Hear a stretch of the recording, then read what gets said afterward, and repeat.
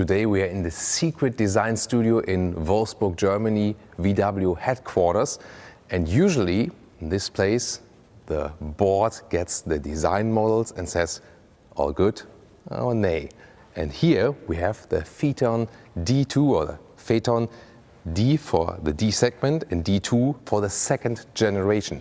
This car was supposed to be put in series production, but then came Dieselgate and also the focus on the electrification, and then this one here was cancelled. But it was supposed to be the next luxury sedan by Volkswagen. You can see it has, from the front, definitely something of the predecessor, but looks sleeker and more modern, and really a timeless design when you think that this model here is from 2014. Would you like to see this luxury sedan here in series production? Then tell me in the comments right now. Autogefühl with Thomas here, and let's take a look here, because 5 meters 20 and 205 inches, this is the luxury segment. And you can see here in the side profile, this is unmistakably the Phaeton, this C-pillar here. You can see it in the predecessor, but even here right now. Very simple but sleek design lines, and this is also platform-wise an Audi A8, so to speak, the luxury VW sedan. And soon, when we take a look at the interior, we see there are still some design elements we see in nowadays cars. 21-inch wheels here in this chrome, very shiny design. So indeed, a very timeless design for this vehicle. Would you rather take this one here or the Audi A8? And speaking of the A8, if you come into the rear, you can also see that this car has influenced some other vehicles, because in the rear, you could see, when you would hide this VW logo right here, you could think, is this an Audi A8? Definitely has something of the design right here, doesn't it? The final model was even supposed to be longer than 5 meters 30 or more than 209 inches, and was especially thought out for chauffeur markets like China, South Korea and also the US. As I said, on the MLB basis, the same as the Audi A8. And they thought about putting really big engines once again in that one, a V6 TDI, a V8 TDI, a V6 TSI, also as a plug-in hybrid, and also the W12. As for technology, they really would have had some really forward-looking technology in that one, literally. For example, a camera-based anti-roll or anti-tilt control. Then also on the interior, interesting assistance systems like an exit warner when you were sitting inside and want to get outside. Also a traffic light assist. We know that meanwhile from Mercedes that you have a camera image that shows you the traffic light actually in the camera, that you don't have to look for the traffic light outside. Then also automatic wireless charging for the plug-in hybrid. And really special at that time, tinted windows with electrochromatic function, so what we see in panoramic roofs nowadays on the side rear windows. Let's take a look at the interior and you'll be surprised, I can promise. Really heavy doors, and then you can see a lot of wood at the inside and a very classic understanding of luxury. And even more surprising, first of all, this wooden steering, I like that feature actually. Of course, the style of the wood, maybe nowadays you would put it in a more, like, let's say, Scandinavian furniture, matte wood styling. But here, you can see the display. This is the Innovision cockpit we know from the VW Touareg. So this was an element that was taken over them to the Touareg, and the Touareg became the flagship model. But at that point, this screen had to be even larger, and this was, of course, in this stage, the largest screen that was available in the whole corporation. So very interesting that we can see that from design models, something is being taken over to other models that made it actually. And it's not an unusual thing that designers do a specific models and then maybe it is not being used. And it's very rare that we can actually see this here. So it's the first time that VW is giving us access to a model that not came out. Take a look once more also at the middle console. This is once again a hand-built style. Nothing is really that functional, but we can see the cup holders and also the real big shifting lever. Seating position here is indeed very luxurious, so very good seat ergonomics, and I really like the wooden style of the steering wheel. So it feels really modern, although this is basically from the nowadays standpoint now an old vehicle. That's very interesting. Of course, a lot of capacitive buttons here. We're going to talk about these here very soon. with the head of design of Volkswagen, because, you know, I'm not a fan of capacitive buttons, but maybe he is. We'll find out very soon. And once again, digital instruments at that point was also quite rare, and this large screen, we know then from the Touareg.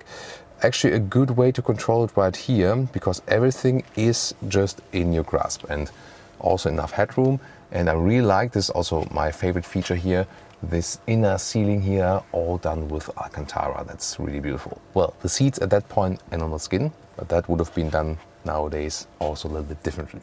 No door closing sound test today, because you don't do it with design models. And this one here also has the soft close that it's supposed to be for this luxury model. Let's move over to the rear, because this luxury sedan segment is of course all about the rear seating.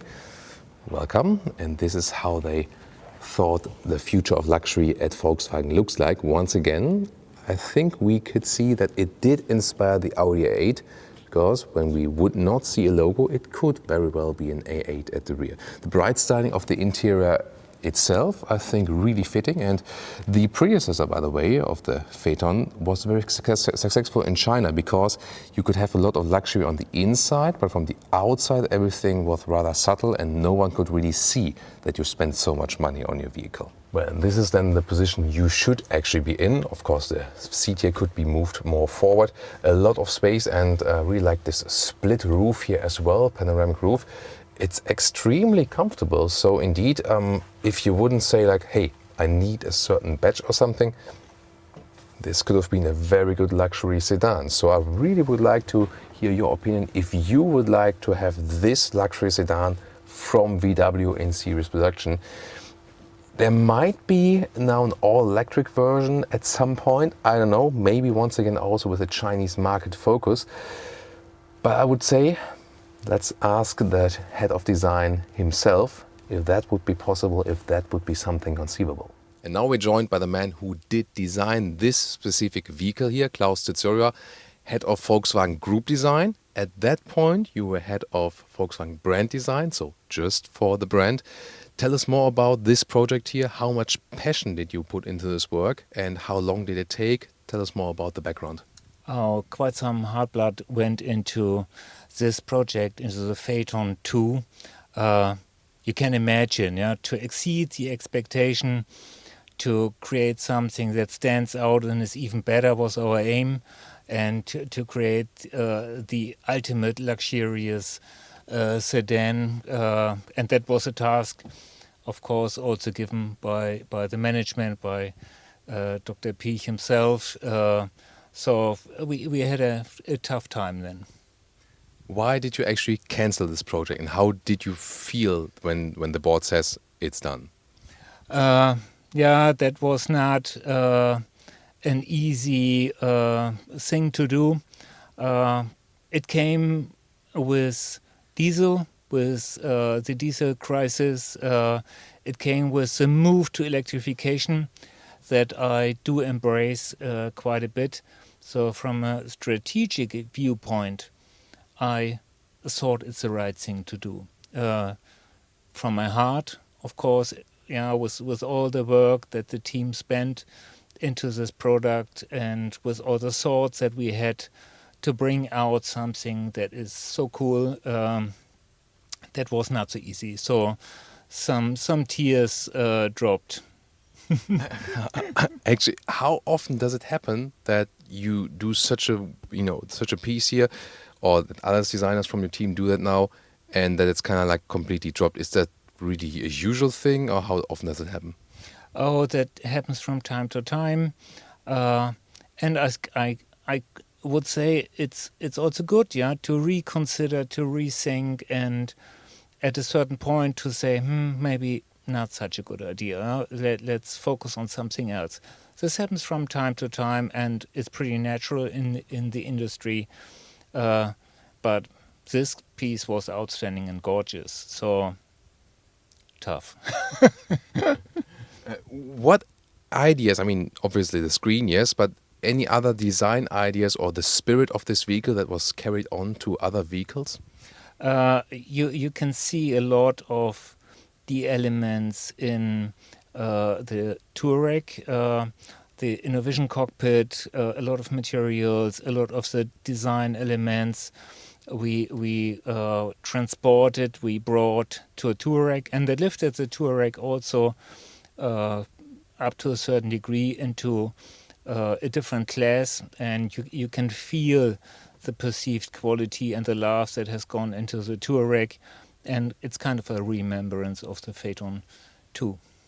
Well, I see a lot of viewers asking now, hey, I want to get one, Is it possible? Or might there be, in the future some thoughts about bringing a big luxury sedan, maybe all electric or something? I would say never. Let's see where digitalization, electrification, where mobility goes, where this transformation is taking us. At least I would say, and we proved it, Volkswagen is pretty capable of putting together an outstanding luxurious vehicle. We see a lot of capacitive buttons here in this vehicle, and that has been a big topic also on our channel. And people are always like, I incidentally pushed the cruise control, and then my ID4 went forward, out of control, and I didn't know what's happening, and so on. So, are you critically thinking about the capacitive buttons, or is it say like, hey, we went into this direction now, and that's it, eat it? Or, what's your thought behind it? My thought or my take on that is that you always have to rethink and to optimize. So if you have gone too far, then we need to reconsider. We need to take in the criticism and the wishes of our customers, right? We do stuff for customers, not for ourselves. So if the echo from the customer is, better rethink that, then we will do. So we might see like a climate knob once again in a future ID model, maybe? Let's see. I don't know. The great thing on the IDs is, on electric cars, is that you can update and that you can optimize. So the learning curve that comes out of the data flow, that comes back from the cars, we can see how people do handle their machine, and where they are misleaded, or they are failing, or they have pressed the wrong thing at the wrong time. So we can over time learn and optimize and make the cars better, still in the hands of the owner. And I think that's a great way to go forward, especially on electric cars. We will see this more and more, and more updates will come. So with these iterations, we will offer better services and a better experience, and that's something that we are really focused on. So you heard it. There is a chance of something that's maybe returning, but of course your feedback is also taken seriously, so put it in the comments what you want to have as for design in the future. And maybe Klaus can also design a car for you then. Actually, he does design the car for you, right? I mean, at the end of the day, of course. He also has an Instagram channel, by the way, where he does some private sketching after customer feedback. That was very interesting. I found also, and I mean, being here in this great luxury sedan, this is of course more the classic approach. If you would do this model here today, again, with all the input you have today and everything that happened in between, what would you do differently? How would the car look like, and what would it feel like? Yeah, maybe it will have no steering wheel anymore as we go or making big leaps forward to autonomous driving. And look into the ID Vision, the show car that we have displayed. That's already a step, a huge step, a visionary car that shows how luxurious vehicles in the future could look like. Or take a look into the Audi Sphere concepts. They also show quite a bit of future luxury mobility. We look all forward to that, and of course we will keep you updated. So check out the other videos we have on VW future or concept vehicles, or take a look over to the Audi concept he just mentioned. See you there. Thank you. Bye.